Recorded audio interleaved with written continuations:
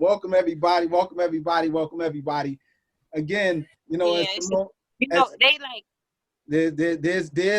there's Nikki Brown. And I ain't even gonna call her other name. Nikki Brown, turn that thing down. So As soon as she started, I done already muted her. I got the mute on. All right. So just like Simone said, and Lay said, and other people said, today's one of those. This week is one of those tough weeks for everybody. It really is, and I know it's really tough because everybody's back at work, correct? And getting back into the job can be a handful. So this week, I know our middle school principals got back in the building, the high school principals got back in the building, elementary school principals got back in the building.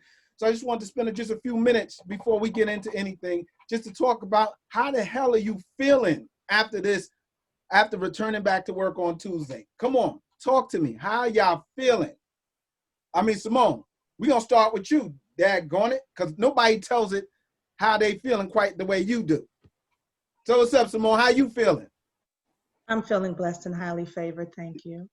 This is not Tuesday, this is Thursday. So just so in full transparency, please know that I am leading remotely. I am not physically in my building. And so I cannot discuss what it's like to open up a school building during this time of a pandemic, but I absolutely can still speak to leading through it and still doing so with great style, because our hashtag for this year is Recover and Rise. It has absolutely been a trying week for me.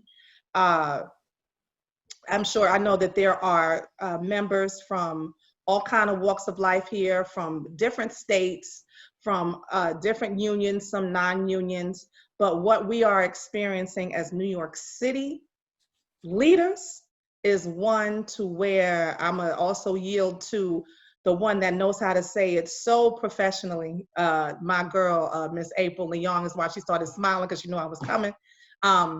As far as every day we are getting new rules as to how we are supposed to figure out a mess, because we are not in the meeting room when it comes down to all of these side deals that are being made. What's happening across this city and what's going across the globe is that I don't believe that we are taking the appropriate approach to looking at what's really happening in our cities. One of the things that I saw today, I got a chance to go visit Bernard Otto at Vista Academy in East New York today, and we actually stood outside, and I got a chance to speak with him and his some of the people who are responsible for providing food services for his school, and it brought me to something that I saw that we talk about with Akbar Cook a lot, about his Lights On program, the Grab and Go. And so Otto shared with me that from 9 o'clock on in the mornings, they feed the community every single day. And then from 3 to 5, they feed the community again. And we're talking about hundreds and hundreds and hundreds of people daily, not weekly, daily.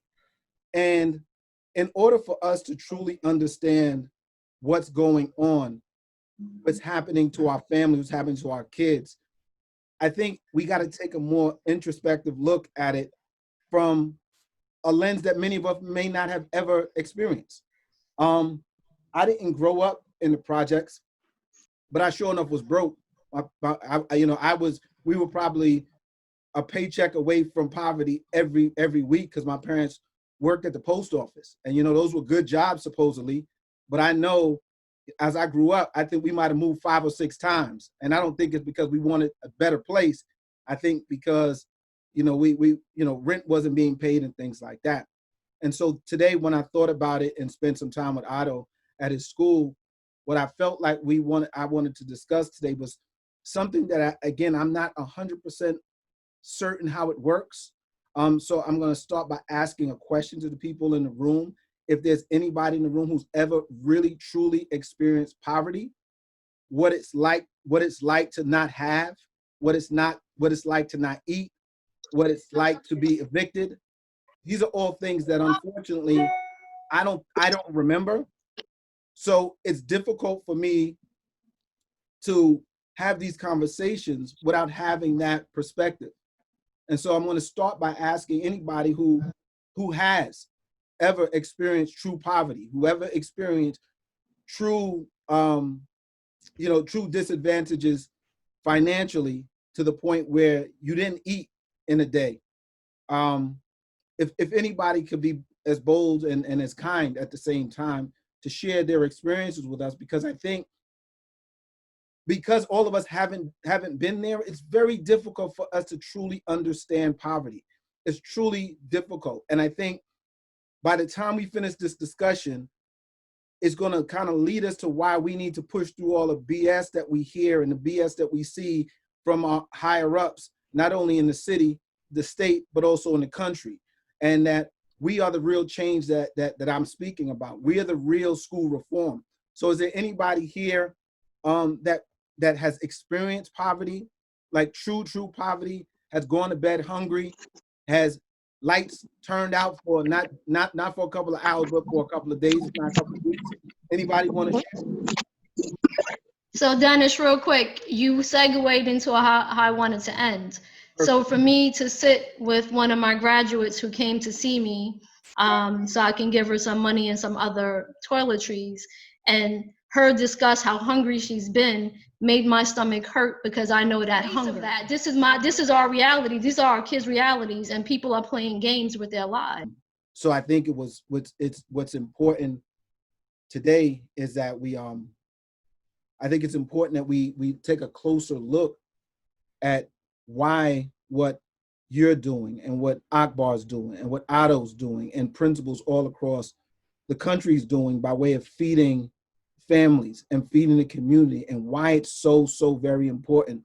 A few weeks back, I went out to West Side High in Newark and got a chance to basically help out, to help feed some of the families that were coming there 3 days a week in the summer just to get something to eat. Like, that is something that you can never, unless you've been there, it's very difficult for you to comprehend that in a country, we're not a third world country, in a country where there is so many resources for people to eat and to succeed. It's hard to believe that that happens in our communities, but it's important that we address it. It's important that we talk about it. And I wanted Akbar real quick, because I know he came on, he texted me a little while ago and felt like this is something he's very familiar with. Ak, so what I want to ask you is to talk a little bit about the first couple of times that you actually had to feed families and your kids. Thank you, Dennis. Thank you, April. So, a couple of things. When we have a transient population, so we have kids that live 2.5 miles away. If it's in Newark, if it's under 2.4, if it's under 2.5, they don't give them any transportation. They don't give them no bus tickets, anything. So a kid has to navigate how to get to and from school. So when you have kids that are parentified and have to take their siblings to school across town, mind you, there's no more neighborhood schools in the city of Newark. It's pro-choice. So you could live right next door to West Side and go to East Side, which is 5 miles away. So that's a problem in itself. So I started realizing the kids was coming in 10, 11 o'clock and they were starving because they had to take their siblings to school and then make it to us. So I wanted to make sure that first breakfast was available at all times. Like up until lunch, they could get a Pop-Tart, they can get whatever they can. So I remember we first started doing lights on, that's the meals that we had for at night. And the kids wouldn't eat them. And then I remember going down to Penn Station and feeding the homeless with all of the stuff that I had. And I was feeding kids down there. And it was like, wow, like it literally was families living on the streets with their children. And that's when it brought tears to my eyes, because I didn't know. I guess we all in our little ways, and I know a lot of our families stay in homeless shelters. It's different when you see a kid asking for a blanket, and they sleeping on the floor outside in a shelter.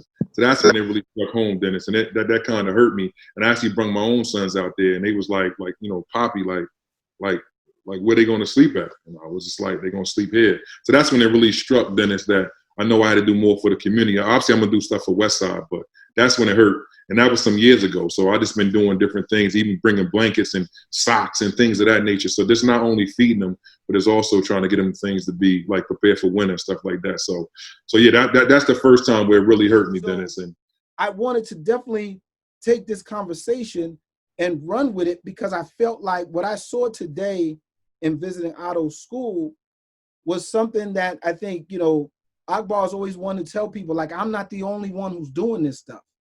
And he's always been honest about it. Like, I'm not the only one. And to be able to go to other schools and then to see it today and realize like how many families that Otto's school feeds every week. And then every month, we're talking about thousands and thousands of meals that go out by way of Vista Academy and so many other schools. So I definitely wanted to bring that into this conversation.